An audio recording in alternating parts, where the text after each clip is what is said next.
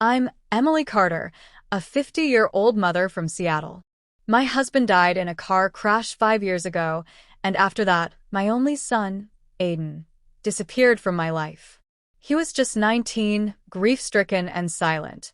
One morning, he packed a small bag and walked away. I begged him to stay, but he said, "I need to breathe, Mom." I never heard from him again, until one stormy night. I heard a knock at the door, slow, heavy. I opened it, and there he stood. Aiden. Older, stronger, haunted. "Can I come in?" he asked.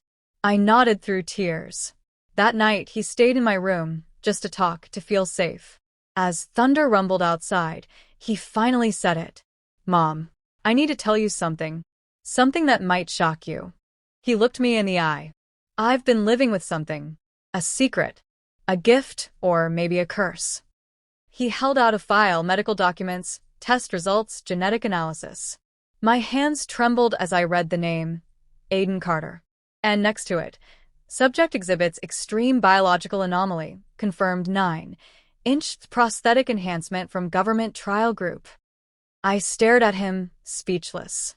"It was part of a classified government study I joined after Dad died," he explained. "They tested gene manipulation, strength, and enhancement. I never told you because I wasn't allowed. I left to protect you." I felt dizzy.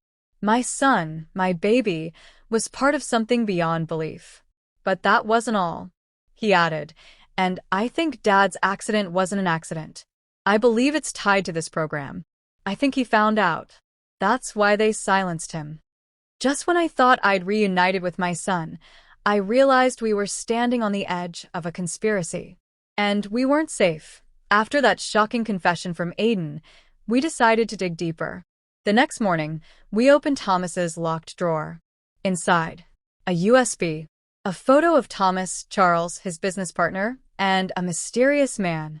A government file stamped, "Classified, do not release." We plugged in the USB. Video logs, test records, surveillance. Thomas had been tracking the project. It turns out he knew what Aiden was becoming. In one recording, Thomas said, "They've used my son, turned him into a weapon. If anything happens to me, find this footage. Tell Emily the truth." I felt my chest tighten. Aiden wasn't just enhanced, he was engineered. Not only physically, but mentally, trained, monitored, shaped by the agency. And then, the twist hit us. One folder on the USB was named Termination Protocol, Aiden Carter. Inside was a plan to eliminate Aiden if he ever left the program. We were now fugitives from something bigger than we ever imagined. That night, someone broke into the cabin.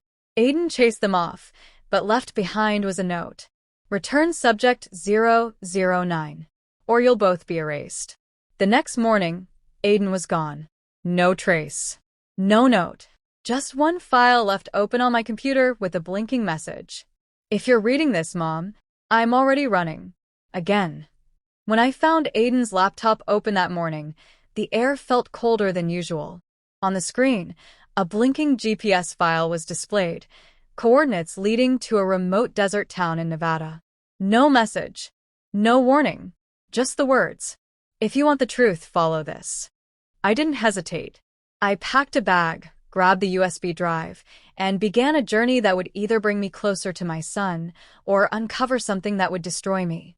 As I drove across state lines, my mind raced. Was Aiden in danger? Had he gone back to the government to protect me? Or worse, had they taken him? I arrived at the coordinates just before sunset. It led me to what looked like an abandoned airstrip, surrounded by tall fencing and rusted-out signs that read, "No trespassing, federal property." But behind one of the hangars, I noticed a hidden metal door, unmarked. I approached. The keypad beside it was glowing faintly red. I hesitated, then typed in Aiden's birthday. Beep. Green light. Door unlocked.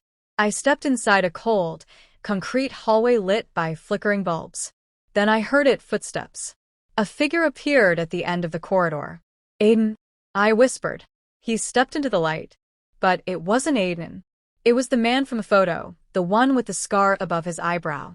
And he was holding a tablet. "You shouldn't have come here, Mrs. Carter," he said coldly. "Where's my son?" He smirked. You were never supposed to know. But your son, he made choices. Dangerous ones. And now we have a problem. Suddenly, the hallway lights shut off. Darkness. Footsteps. Shouting. Then a hand grabbed me and pulled me into a side room. It was Aiden. He looked exhausted, bruised, but alive. Mom, listen to me. We don't have much time. What is this place? What's going on? This is one of their black sites, hidden research bases. I came here to expose them, but I couldn't do it alone. He handed me a small drive. Everything's on this. Every file. Every experiment. Every lie. If you release it publicly, they'll fall. I don't care about them. I care about you, I said, voice shaking. Come home with me. We can disappear. He shook his head. I can't. They put a tracking chip in me. If I leave, they'll follow us both. But if I stay and fake my death, you can be free. Tears streamed down my face. No, Aiden. Don't do this. We just found each other again. Then came the sound of boots. Soldiers. Aiden turned to me one last time. Mom. You saved me once. Now let me save you.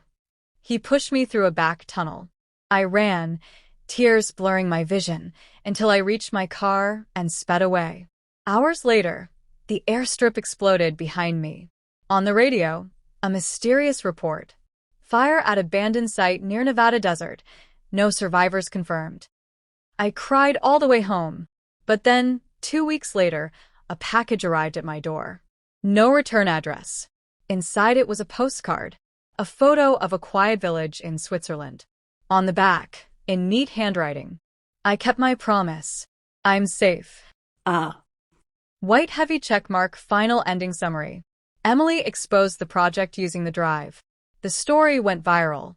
Investigations were launched. The program was dismantled. She never heard from Aiden again. But every year, on his birthday, a postcard would arrive from a different country, with no words, just a tiny heart symbol in the corner. A sign. He was alive. And watching.